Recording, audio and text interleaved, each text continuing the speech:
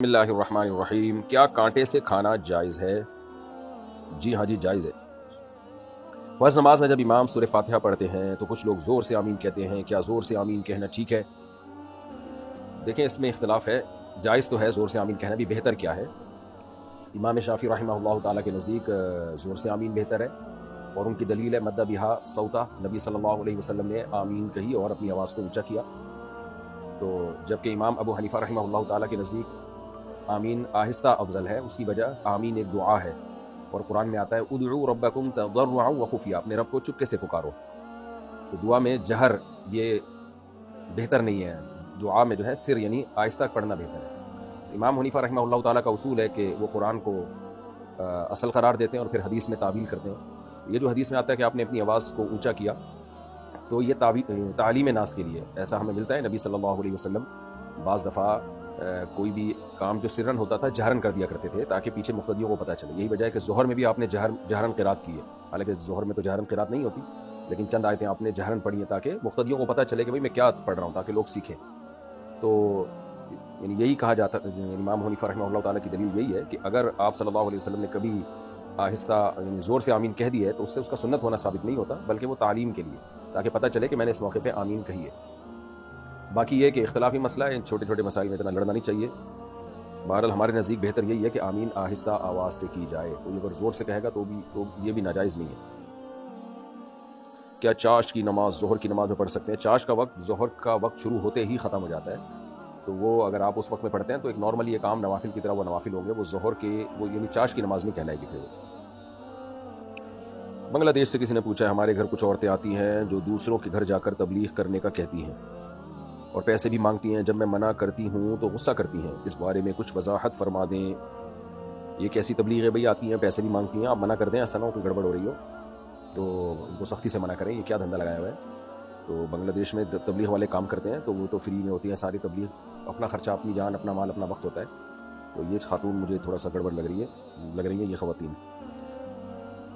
عبد القدیر بلند شہر سے، کیا داڑھی رکھنے سے مردانہ قوت بڑھتی ہے؟ اگر میں کہہ دوں ہاں بڑھتی ہے تو عبد القدیر بھائی کیا آپ رکھ لیں گے داڑھی؟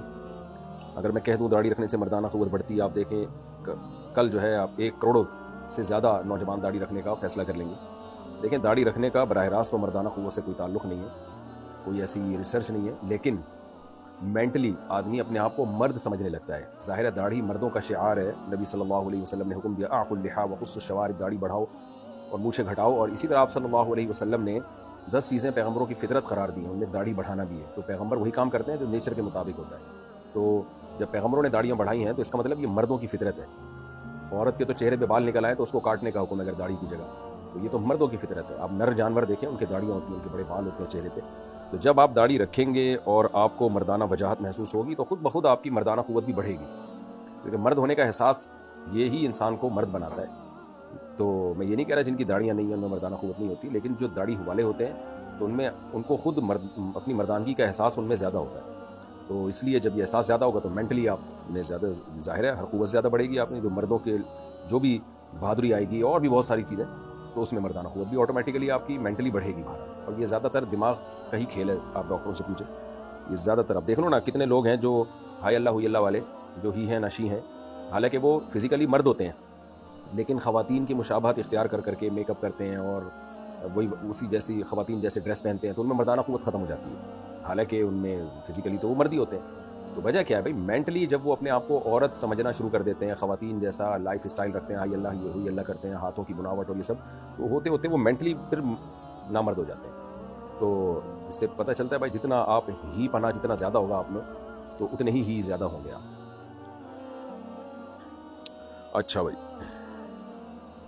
شہزاد انڈیا سے، اگر یہ معلوم ہو کہ ایک شخص کی کمائی صحیح نہیں ہے تو کیا اس سے قرض لے کر کاروبار شروع کر سکتے ہیں؟ نہیں کر سکتے، اگر اس کی آمدن ہی غلط ہے، ناجائز ہے، ساری آمدنی، ہاں اگر آمدن مکس آ رہی ہے، ناجائز جائز مکس ہو رہا ہے اور برابر ہے یا جائز زیادہ ہے تو پھر اس سے آپ قرضہ لے سکتے ہیں۔ یہ فرض کر لیں گے بھائی اس نے ہو سکتا ہے ہمیں حلال سے دیا ہو۔ توحید خان انڈیا سے، اگر غیر مسلم کے گھر سے دعوت آئے تو کھا سکتے ہیں؟ کھا سکتے ہیں۔ فرقان انڈیا سے، تعویذ باندھنا کیسا ہے؟ اگر تعویذ کا مضمون یعنی تعویذ کے اندر جو مضمون ہے وہ ناجائز نہیں ہے، توحید پر مشتمل ہے، یا اللہ مدد لکھا ہوا ہے، بسم اللہ الرحمن الرحیم ہے، یا قرآن کی کوئی آیت یا کوئی حدیث، یا یعنی حدیث میں سے ثابت شدہ دعا، یا کوئی بھی ایسے الفاظ جس میں اللہ سے مدد مانگی گئی ہو، تو اس کا استعمال جائز ہے، لیکن بہرحال یہ کمال توکل کے خلاف ہے۔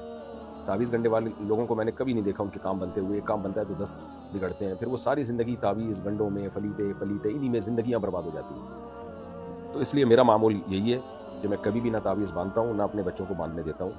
میں نے دیکھا ہے کہ آدمی اس میں اللہ پہ توکل کرے اور دعاؤں کو فوکس کرے تو جو یہ سنت کے زیادہ قریب ہے۔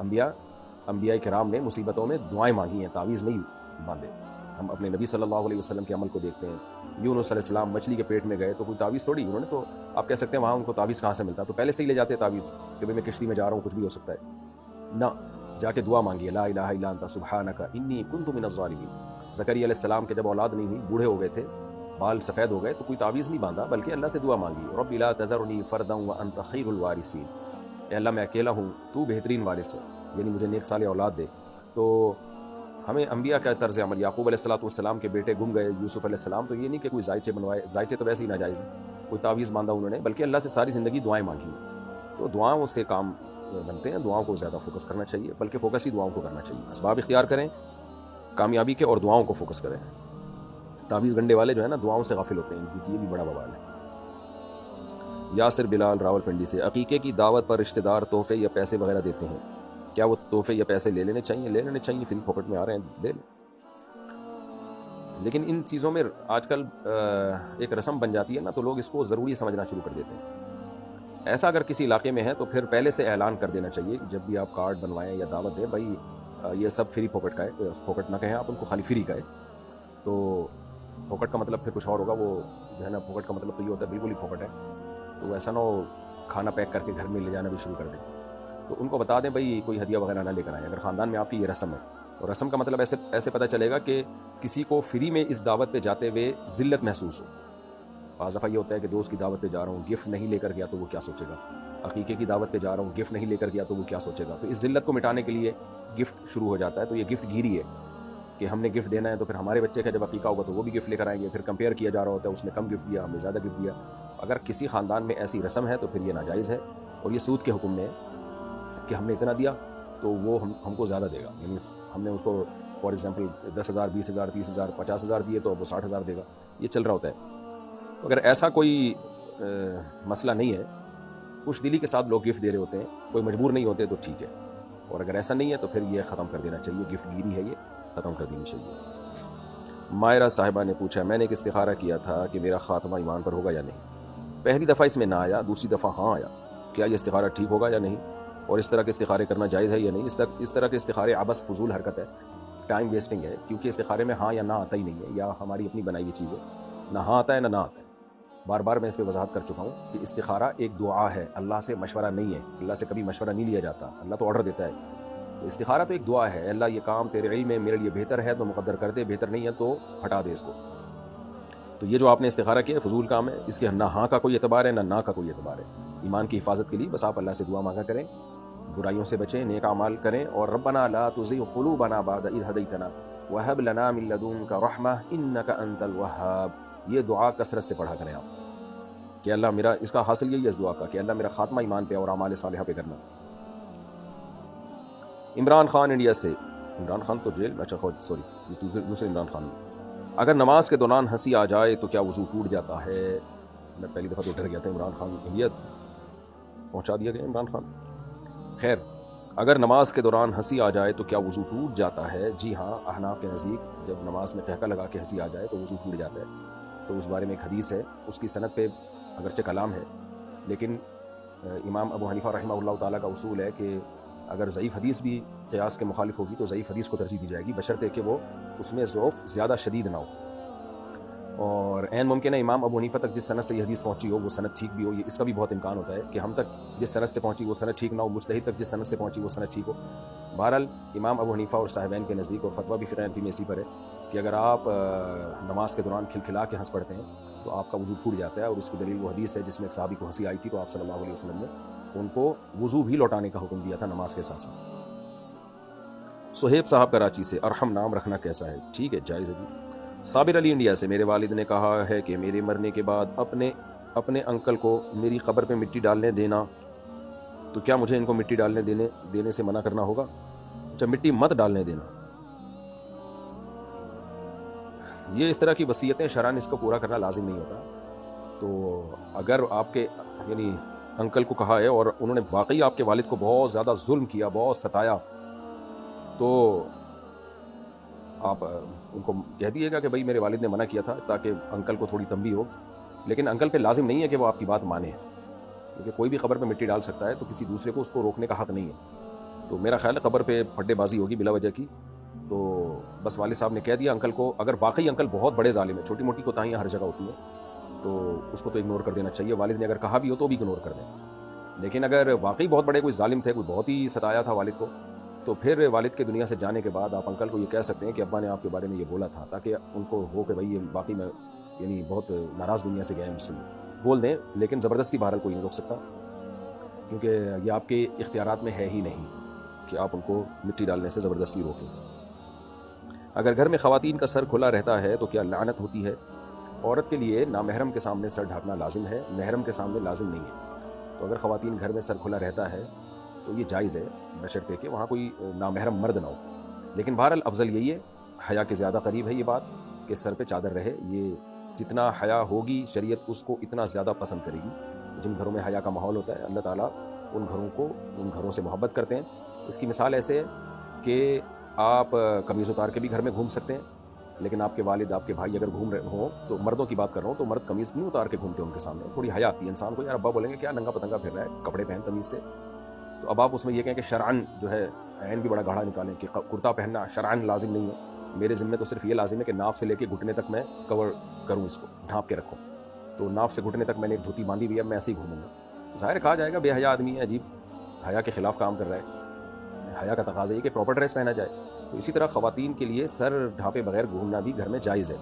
لیکن حیا کا تقاضا، میں یہ نہیں کہہ رہا جو سر نہیں ڈھانپتی وہ بے حیا ہے، لیکن بہرحال حیا کے زیادہ قریب یہی ہے کہ سر کو ڈھانپ لیں. اچھی بات ہے یہ. مفتی صاحب نماز میں بہت وسوسے آتے ہیں، اس کا حل کیا ہے؟ اس کا حل یہی ہے کہ آنے دیں اور اس سے پریشان نہ ہو. وسوسوں کو نکالنے کی بھی کوشش نہ کریں، آنے دیں اور اپنے کاموں میں مشغول رہیں. آپ نماز پڑھیں، اس کے بعد جو آپ کی ایکٹیویٹیز ہے اس کو پورا کریں اور ان سے پریشان نہ ہو. وسوسوں سے جو جتنا زیادہ پریشان ہوگا وسوسے اور زیادہ آئیں گے. اس کی مثال ایسے جیسے بچپن میں بچے آپ کو پتہ ہے ایک دوسرے کو چھیڑتے ہیں، جو کہ بہت ہی غلط کام ہے. کسی کی چڑ رکھ دی آپ نے، بچوں نے کسی کو موٹو موٹو کہنا شروع کر دیا، وہ موٹو سے چڑ رہا ہے. جب چڑے گا تو بچوں کو اور ہنسی آتی ہے، وہ اور چھیڑتے ہیں اس کو، وہ اور غصہ کرتا ہے کہ کیوں مجھے موٹو بول رہے ہو، کیوں مجھے موٹو بول رہے ہو، اور غصہ کرتا ہے.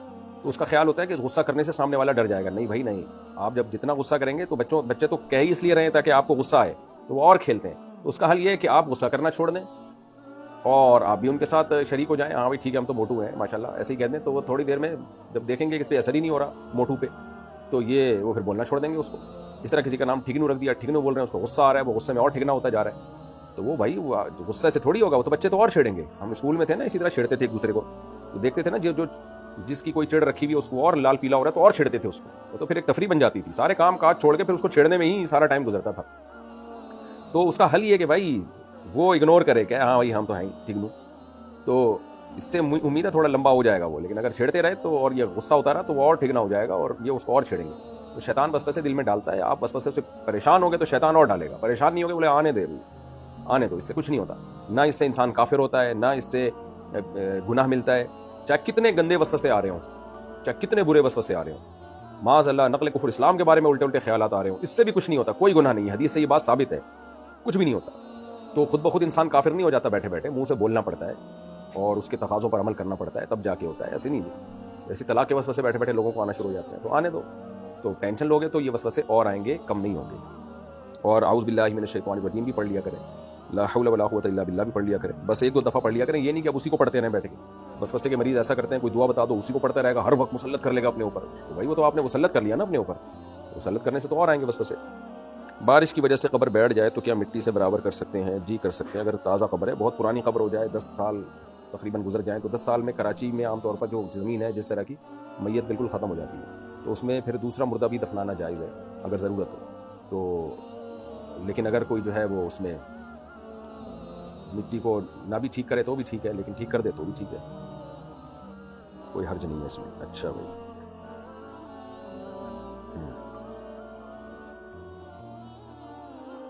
وضو کرنے کا صحیح طریقہ کیا ہے؟ تسہیل بہشتی زیور کتاب ہے، خرید کے رکھ لیں. تو اب وضو کرنے کا طریقہ میں پورا بتاؤں گا تو ٹائم لگ جائے گا. بسم اللہ الرحمن الرحیم پڑھا آپ نے, ہاتھ دھوئے, 3 دفعہ آپ نے کلی کی, غرارہ بھی کیا. اگر روزہ ہو تو غرارہ نہ کریں, 3 دفعہ ناک میں پانی ڈالا. اور اگر لوٹے وغیرہ سے وضو کر رہے ہیں تو ایسے چلو میں پانی لیا اور ایسے کر کے 3 دفعہ منہ دھو لیا. نلکے سے ہے تو ایسے کر کے دھو لیا 3 دفعہ. داڑھی کا, میری تو چھوٹی داڑھی ہے, میں پوری داڑھی بھگو لیتا ہوں. اگر گھنی داڑھی ہے تو بس داڑھی کا ایسے کر کے خلال کر لیں. اور پھر اس کے بعد ہاتھ سے یہاں شروع کریں, کونی تک ہاتھ دھوئیں. یوں کر کے نہیں دھونا چاہیے, ہاتھ یوں کر کے دھونا چاہیے, کیونکہ قرآن میں فاغسلوا وجوہکم وایدیکم الی المرافق, ید کو مرفق تک پہنچانا ہے. یعنی قرآن سے اشارہ ملتا ہے کہ یہاں سے شروع کرنا ہے دھوتے ہوئے اور یہاں لے کے جانا ہے. لوگ یوں کر کے الٹا دھو رہے ہوتے ہیں, وہ تو جاتا ہے وضو, تو یوں کر کے دھوئیں. تو ایسے بہتر ہے 3 دفعہ چلو لیں پانی میں, 3 دفعہ ایسے ہاتھ کو اچھی طرح مسلیں. لوگ پانی بہت استعمال کر رہے ہوتے ہیں, ہاتھ نہیں مسل رہے ہوتے, اس سے پانی ضائع ہوتا ہے. تو ایسے نلکا کھولا, یوں کھولا اور نلکا بند کیا اور دونوں ہاتھ ملا کے یوں کیا, یا ایک ہاتھ سے بھی یوں کریں, یوں ایسے نہیں تو نلکے سے ایسے بھی کر لیں, ایک ہی دفعہ میں اچھی طرح دھل جاتا ہے. اور پھر لیفٹ ہاتھ دھویا, یہاں سے پانی ہوتا ہوا جائے گا, ادھر کو آئے گا, اس طرح اچھی طرح ہو گیا. سر کا مسا کیا, سر کے مسے میں جو یہ چل رہا ہوتا ہے, لوگوں سے انگلیاں بھی نہیں ٹوٹ رہی ہوتی, یوں کر کے کر رہے ہوتے ہیں, ایسا کچھ بھی نہیں ہے. بس پانی آپ نے گیلا پانی جو ہے ایسے لے گئے, پورا سر پگڑی میں نہیں, ایسے پورے سر پہ لے گئے.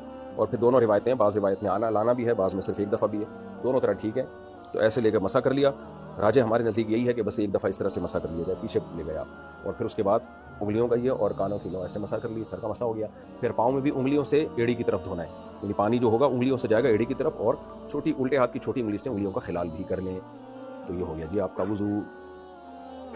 قبلے کے رخ میں شک ہو جائے تو کیا کرنا چاہیے؟ مسجد صحیح رخ پر نہیں بنی ہوئی, کیا آپ صفیں گھما سکتے ہیں؟ اور مسجد کے قبلے کے صحیح رخ میں 2 صفوں کا فرق آتا ہے؟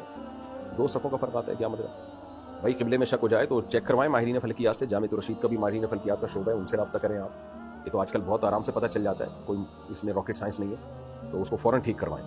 اور اگر وہ قبلے سے بالکل ہی 45 ڈگری سے بھی زیادہ ادھر کو منہ ہو, یا 45 ڈگری سے بھی زیادہ ادھر کو ہوگا, تو کسی کی نماز نہیں ہوگی پھر, اس لیے اس کو چینج کروائیں. کیا عدت کے بعد کسی اور مرد سے نکاح کر سکتے ہیں؟ اپنے شوہر سے 5 یا 10 سال بعد کبھی بھی نکاح کر سکتے ہیں. عدت کے بعد جس سے چاہے نکاح کریں بھائی. اور اپنے شوہر سے نکاح اگر اس نے 3 طلاقیں دی تھیں پھر تو نہیں کر سکتے, اور اگر 1 طلاق دی تھی تو جب چاہیں پھر تو عدت گزرنا بھی ضروری نہیں ہے, بلکہ عدت کے دوران بھی پرانے والے شوہر سے آپ شادی کر سکتے ہیں, 10 سال بعد بھی, 20 سال بعد بھی, اور 30 سال بعد بھی اگر وہ بچ جائے تو اس سے کر لیں شادی. اچھا بھائی, میرا ایک جگہ رشتہ ہوا ہے لیکن میں نے استخارہ کروایا ہے, تو انہوں نے مجھے دعا پڑھنے کو بولی ہے, اللہم انا الیہ و انا الیہ راجعون. انا للہ تو سنا تھا یہ آج, انا الیہ و انا للہ ہوگا میرا خیال. اس کا کیا مطلب ہے؟ کیا یہ رشتہ صحیح نہیں ہے؟ لیکن استخارہ کروانے سے رشتے کا نہیں پتہ چلتا کہ ٹھیک ہے کہ غلط ہے. استخارہ تو دعا ہے. باقی یہ کہ جہاں رشتہ ہوا ہے استخارہ تو ویسے ہی کر لینا چاہیے, باقی کرنا وہی چاہیے جو آپ کے ذہن میں آ رہا ہے. اگر وہ اچھا رشتہ ہے تو ہاں کر دیں, اچھا نہیں ہے تو نہ کر دیں, اور مشورہ بھی لیں لوگوں سے اس کے بارے میں. باقی یہ جو دعا ہے انا اللہم انا الیہ و انا الیہ راجعون, اس کا کیا مطلب ہے؟ کہ اللہ ہم اسی کے لیے, اسی کی طرف ہیں اور اسی کی طرف لوٹیں گے, یہ تو کوئی دعا نہ بنی نا. اللہم انا للہ و انا الیہ راجعون تو ہے, انا للہ و انا الیہ راجعون, لیکن یہ رشتے کے موقع پہ نہیں ہے. یہ جب شوہر کا انتقال ہو جائے نا, رشتے کے بعد تو پڑھیے گا یہ دعا انا للہ و انا الیہ راجعون. تو ابھی تو میرا خیال ہے رشتہ ہونے دیں. یہ دعا کسی غم کے موقع پہ پڑھی جاتی ہے, یہ شادی بیاہ کے موقع پہ نہیں پڑھی جاتی. تو یہ رشتہ صحیح نہیں ہے, اس کا مجھے نہیں پتا یہ رشتہ صحیح نہیں ہے کہ نہیں ہے. اور یہ استخارے سے کبھی بھی نہیں پتہ چلتا, خوب سمجھ لیں. جو استخارہ نکال کے بتائے نا کہ یہ رشتہ صحیح ہے یا نہیں ہے, تو جھوٹ بول رہا ہے وہ, یا تو اس کو بیچارے کو دماغ میں کوئی لگ گیا, کچھ الٹا سیدھا ہو گیا اس کے ساتھ. استخارے سے کبھی نہیں پتہ چلتا کہ رشتہ ٹھیک ہے کہ غلط ہے. اگر شوہر اپنی بیوی سے ناراض ہو جائے تو فرشتے پوری رات اس عورت پر لعنت بھیجتے ہیں, اور اگر شوہر اپنی بیوی کو وقت نہیں دیتا, اس کے ساتھ اچھا سلوک نہیں کرتا, اس سے بات بھی نہیں کرتا, بیوی ناراض ہو جائے تو اسے منانے کی کوشش بھی نہیں کرتا, اس صورت میں مرد کا کیا حکم ہے؟ نبی صلی اللہ علیہ وسلم نے فرمایا خیارکم خیارکم لأہلہ, تم میں سب سے بہتر وہ ہے جو اپنے گھر والوں کے ساتھ, یعنی بیوی کے ساتھ, بچوں کے ساتھ اچھا ہے. تو بعض مرد باہر بہت اچھے اخلاق کے ہوتے ہیں, ہنسی مذاق ہا ہا اور خوب لائف کو انجوائے کر رہے ہوتے ہیں, بیوی کے ساتھ ان کا رویہ ٹھیک نہیں ہوتا. تو آپ صلی اللہ علیہ وسلم نے فرمایا اولئک لیسوا بخیارکم, یہ تم میں اچھے لوگ نہیں. تو اچھائی کا پتہ انسان کے گھر سے ہی چلتا ہے کہ آپ اپنے بیوی بچوں کے ساتھ کیسے. اور نبی صلی اللہ علیہ وسلم نے حجۃ الوداع کے موقع پر خطبہ دیا, استوصوا بالنساء خیرا. حجۃ الوداع کے موقع پر جو آپ نے احکام دیا نا, بہت امپورٹنٹ احکام تھے, کیونکہ آپ کو معلوم تھا کہ اب میری زندگی کا آخری وقت شروع ہو چکا ہے اور اتنا کراؤڈ بھی اب دوبارہ اکٹھا نہیں ہوگا. تو اس لیے آپ صلی اللہ علیہ وسلم نے اس وقت بہت شاندار خطبہ دیا اور انسانیت کے حقوق بیان کی. اس میں آپ نے خواتین کے بارے میں خاص وصیت کی, اور وصیت کے لفظ استعمال کیے. وصیت کہتے ہیں بہت اہم حکم کو, دنیا سے جاتے ہوئے جب کوئی کسی کو آرڈر دے رہا ہوتا ہے نا, اس کو وصیت کہا جاتا ہے. تو آپ نے فرمایا خواتین کے ساتھ, یعنی گھر والوں کے ساتھ, جو اس میں ظاہر ہے وہ عورتیں داخل ہیں جو آپ کے گھر میں آپ کی محرم ہیں, تو کہ ان سے اچھا سلوک کرو, اس بارے میں میری وصیت کو قبول کرو. تو یہ بری بات ہے اگر شوہر جو ہے گھر میں بیوی کو وقت نہیں دیتا اور بس سلوکی کرتا ہے اس کے ساتھ. عمر فاروق عمان سے، میرے سالے کی پاکستان میں شادی تھی. تیرا سالہ رہتا کہاں تھا؟ اچھا آپ عمان میں رہتے ہیں، آپ کا سالہ پاکستان. Very good. میرے سالے کی، گڈ اس لیے کہہ رہا ہوں کہ آپ عمان میں، وہ پاکستان میں. میرے سالے کی پاکستان میں شادی تھی اور اس کے گھر والے چاہتے تھے کہ میں اپنی بیوی کو پاکستان بھیج دوں. آپ کے سالے کی پاکستان میں شادی تھی اور اس کے گھر والے چاہتے تھے کہ میں، یعنی آپ، اچھا سوری، عمر فاروق صاحب عمان میں رہتے ہیں، آپ اپنی بیوی کو پاکستان بھیج دیں.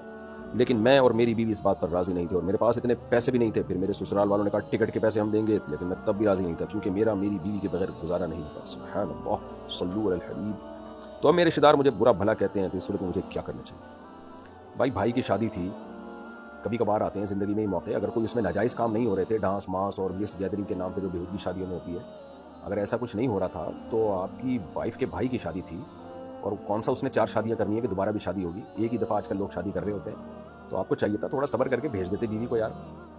تو کہیں بھاگی تھوڑی جا رہی تھی؟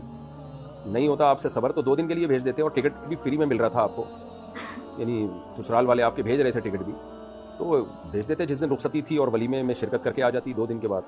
تو اتنا کون سا آپ کو عشق معاشقہ ہو گیا جو چند سیکنڈ بھی بیگم کے بغیر آپ کا گزارا نہیں ہو رہا تھا؟ بہرحال بات بہت اچھی ہے کہ آپ کا بیگم کے بغیر گزارا نہیں ہے، لیکن گزارا کرنا پڑتا ہے رشتہ داری جوڑنے کے لیے. تو میرا تو یہی خیال ہے کہ آپ نے ٹھیک کام نہیں کیا. ہاں اگر اس میں کوئی گناہ تھے، ناجائز امور تھے، آپ کا خیال تھا، بے پردگی کیا طوفان بدتمیزی ہوتا ہے آج کل شادیوں میں، ایسا کوئی خطرہ تھا تو الگ بات ہے.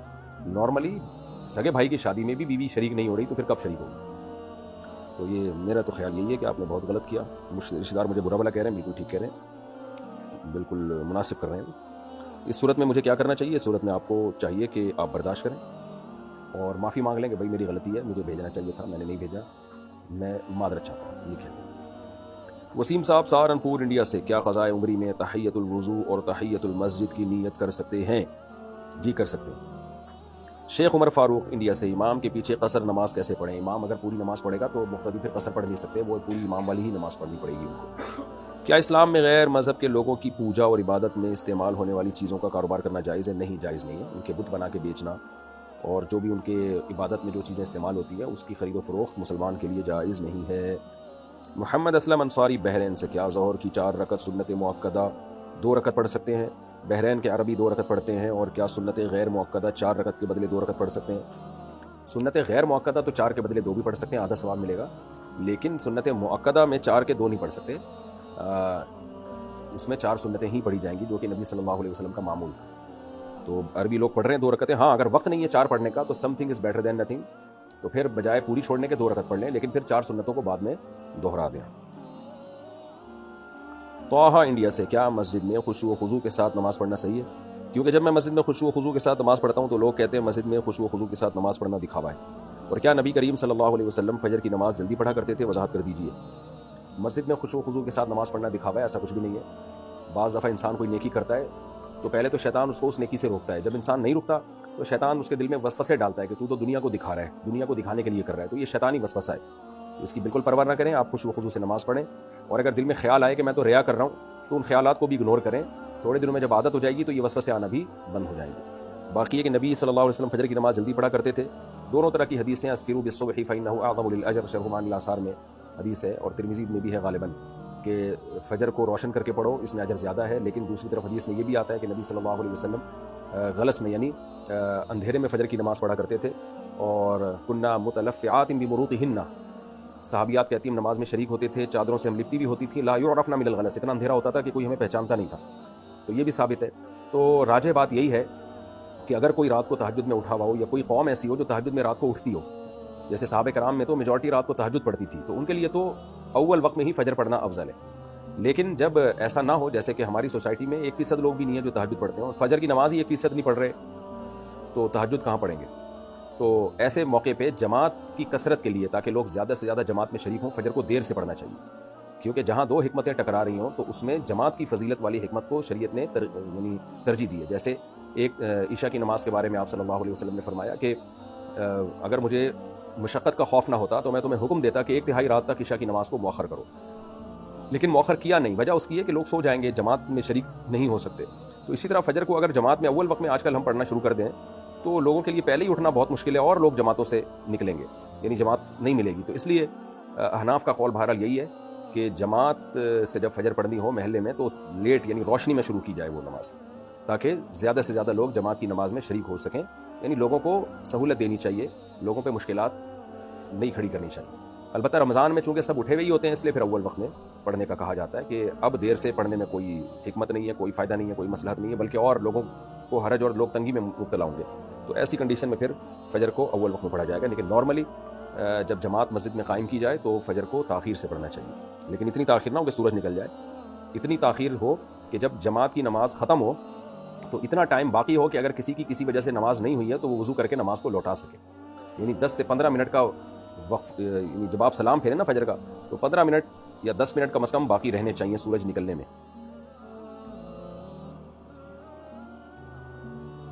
اچھا بھائی, محمد اسلم انصاری بحرین سے, کیا پوری جائیداد وراثت میں تقسیم ہوگی یا صرف پیسے تقسیم ہوگی؟ پوری جائیداد ہوگی بھائی, صرف پیسے اگر ہم تقسیم کریں تو باقی کون لے کے جائے گا پھر. الیاس کوہاٹ سے, مفتی صاحب میں جہاں جاب کرتا ہوں وہاں سب لوگ با جماعت نماز پڑھتے ہیں, لیکن کبھی کبھی دو نمازیں ایک ساتھ پڑھ لیتے ہیں. کیا ان کے پیچھے نماز پڑھنا صحیح ہوگا؟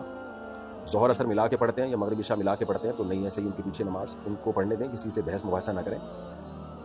نبی صلی اللہ علیہ وسلم سے صراحتاً یہ بات کسی بھی صحیح حدیث میں, بے غبار حدیث میں ثابت نہیں ہے کہ ایک نماز کے اندر آپ نے دوسری نماز پڑھی ہو, ایک نماز کے ٹائم کے اندر دوسری نماز پڑھی ہو, سوائے حج کے موقع پہ.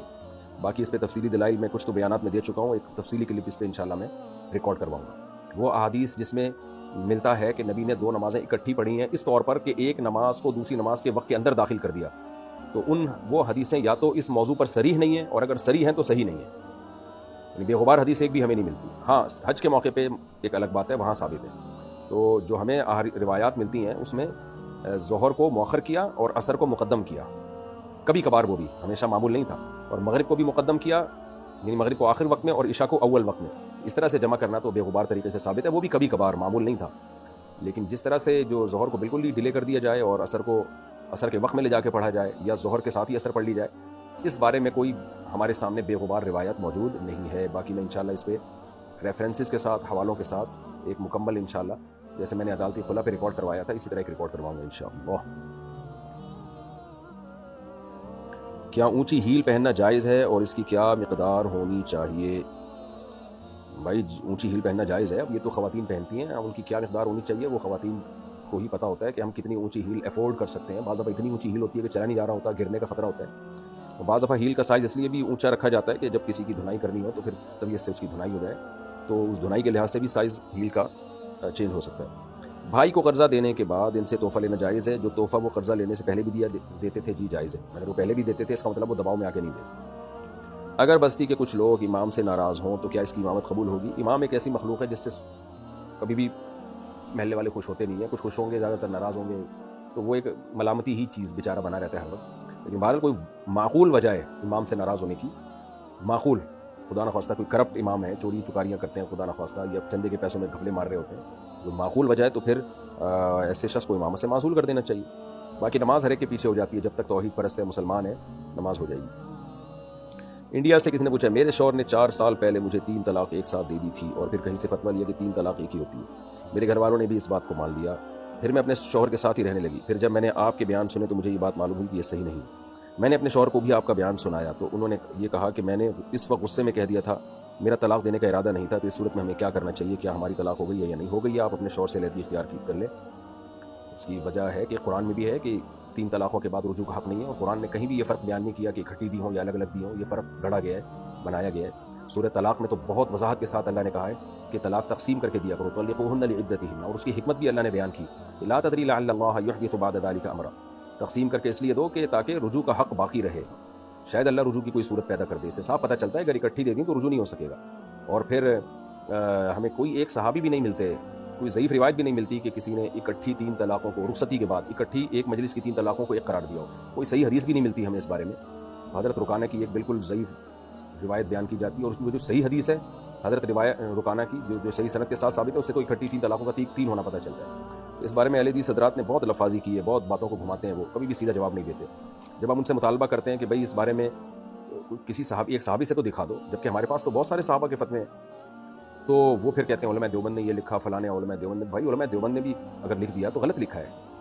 تو میجورٹی تو علماء دیوبند کی 3 طلاق کو 3 ہی مانتی ہے. تو غلطی تو ہر انسان سے ہو سکتی ہے. دلیل کا جواب دلیل سے ہونا چاہیے. یہ تو نہیں ہونا چاہیے فلاں نے, اگر آپ نے ریفرنس دینا ہی ہے تو پھر چاروں مجتہدین کا دیں, اماموں کا دیں, جن کو پوری دنیا نے فالو کیا. امام حنیفہ, امام مالک, امام شافعی, امام احمد بن حنبل, چاروں کے نزدیک اکٹھی 3 طلاقیں 3 ہوتی ہیں, حالانکہ ان کے تو کتنے سارے مسائل میں ان کا اختلاف ہے.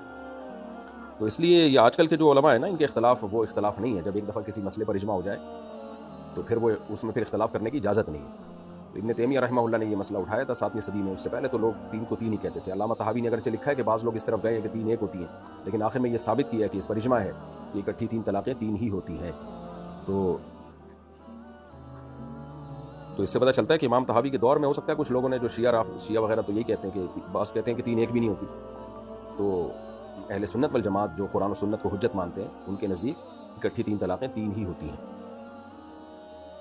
محمد ایوب خان حیدرآباد سے. اب لوگ جو فتویٰ لے لیتے ہیں اہل حدیث سے, پھر ساری زندگی ان کا ضمیر بھی ان کو ملامت کرتا ہے کہ یار ہم نے کام الٹا ہی کیا ہے کہ فتویٰ دے کے رکھا ہوا ہے ہم نے, حالانکہ زبان سے ہوش و حواس میں 3 طلاقیں انہوں نے نکالی ہوتی. میں ان سے کہتا ہوں جب آپ طلاق نکال رہے تھے کیا اس وقت آپ کے ذہن میں نہیں تھا کہ یہ قصہ ہمیشہ کے لیے ختم ہو رہا ہے؟ تو فتوے تو مارکیٹ میں ہر طرح کے مل جائیں گے آپ کو.